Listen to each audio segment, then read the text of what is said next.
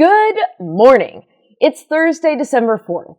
Choose Women Day, but not like for everything, okay? We are tired. We do so much. Choose us for money and for rest and for being the president and for having bodily autonomy.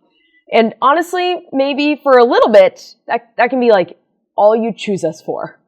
Maybe. And now, the news.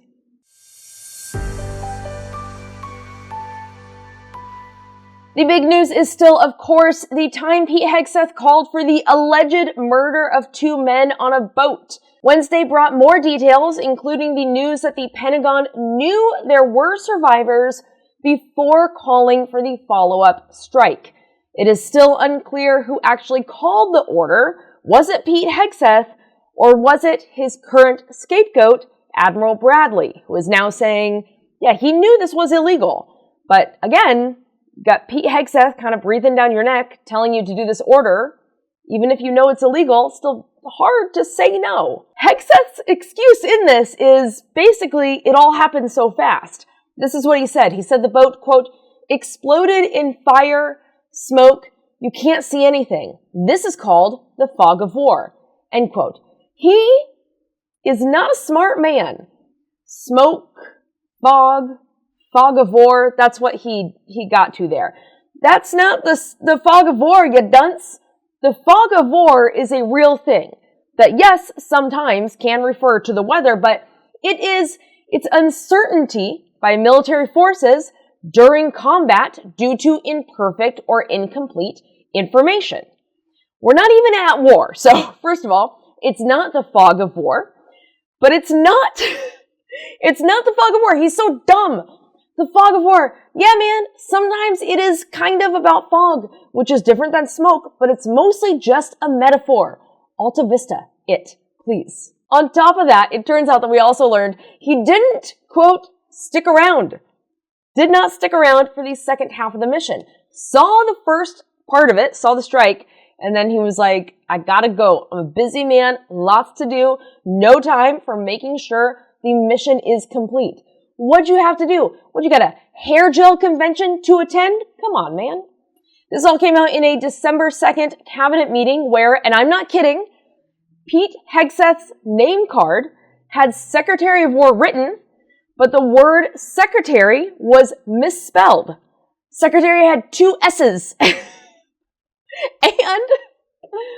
this is all real. I'm not even doing a bit. Secretary had two S's, so that's misspelled. And also in this meeting, Trump fell asleep twice. Briefly, but still fell asleep. So strong stuff all around. Got the best of the best. These are the leaders of our country. The decision to fire on the survivors of a sunken ship is so wildly and obviously illegal that the Pentagon's manual literally says, quote, orders to fire upon the shipwrecked would be clearly illegal, end quote. What's interesting about that is that example, I'm not laughing because it's funny, it's all so absurd. That example is an example of something, it's reminding our military officers that they have a duty to not follow illegal orders. For example, survivors of a shipwreck, you wouldn't fire upon them. Clearly. So that's in the Pentagon's handbook. Hegseth doesn't really strike me as a close reader, though. You know what I mean? He's a skimmer at best. Meanwhile, the family of a Colombian man who died from one of these boat strikes has filed the first formal charge against these strikes. They did so with the Inter-American Commission on Human Rights, which the Trump administration says it supports. Big human rights supporter. This administration can't get them to stop supporting it. But the U.S. does not recognize the court's jurisdiction. So while this is big news, it is genuinely big news that they have filed this challenge, and you can all but certainly expect there will be more filings, and some of them may actually take place in an American court. This one here will not see Hegseth in jail. Fear not, our Secretary of Big Boy Brains is not done with crimes yet. The Defense Department Inspector General has filed a report on Hegseth's use of Signal group chats, that's plural as a reminder. He had many group chats to talk very casually about war plans way back in March. If you don't remember this, back in March, he talked about war plans on an app called Signal, which will delete. It's an encrypted app where you can have secret chats, not classified chats, just, more secret chats than your regular messaging app. And it can auto-delete those texts. He discussed war plans on this app back in March. And back then, everyone was like, wow, he's really bad at his job. I bet this is the lowest that he'll get. We should have probably seen this coming. Anyway, so that report now is out, and in it, it concluded that Hegseth's use of Signal could have put American troops in peril if those war plans that he discussed, not of like additional war plans, not of anything else, if the conversation that was had over Signal had been intercepted by a foreign adversary instead of just the editor of The Atlantic, which is what actually happened, it would have put American troops in peril. It also concluded that Hegseth violated military regulations by using his personal phone for official business. So 2 pretty bad conclusions in this report. Hegseth's response to this was, quote, no classified information, total exoneration, case closed, end quote. Again, not a close reader. That Hegseth, big skimmer. Best of the best. These guys, top tier. When Trump hires, I feel like he hires based on what he's looking for in himself. He looks at Hegseth and thinks, that guy looks like me. Do you think that that's true? Now that I'm playing it out in my head, do you think he looks at Pete Hegseth and thinks, mirror image of me? Book him. Yesterday was a very busy day at work. So honestly, I have 2 non-stories here that I'm only telling you because they're funny. Tomorrow, hopefully, I will have time to give you an actual episode of the news. But in the meantime, let's laugh at 2 different stories together. Here's the first one. Mike Lindell, the MyPillow guy. A guy that I hoped we'd never have to think about again. Mike Lindell, the MyPillow guy, will announce next week that he is running for governor of a real state, not of, like, vibes. He is running for governor of Minnesota. Congratulations, Minnesota! That was sarcasm. I'm very sorry, Minnesota. You haven't done anything to deserve this. Watch out, Tim Walz. The MyPillow guy is coming for you. No. Actually, honestly, though, look out a little, at least. He doesn't seem like someone you want to spend time around. He looks like and this is going to sound mean. I'm not saying he smells bad. I'm saying he looks like someone who smells like he doesn't take care of his mustache. You know what I mean? Like, it smells like food. He's not carrying around a tiny mustache comb, is what I'm trying to say. Anyway, at least the debate will be funny. The MyPillow guy is running for governor. What do you want? It's not gonna be good. He's not gonna win. Oh my God, right? Guys, the MyPillow guy is running for governor. We have to do everything in our power to make sure he doesn't win. And if you think that is the silliest story in this episode, in the same cabinet meeting where Trump took little cat naps, that feels mean against cats. I'm sorry, Councilwoman Ruth Mauser Stanton.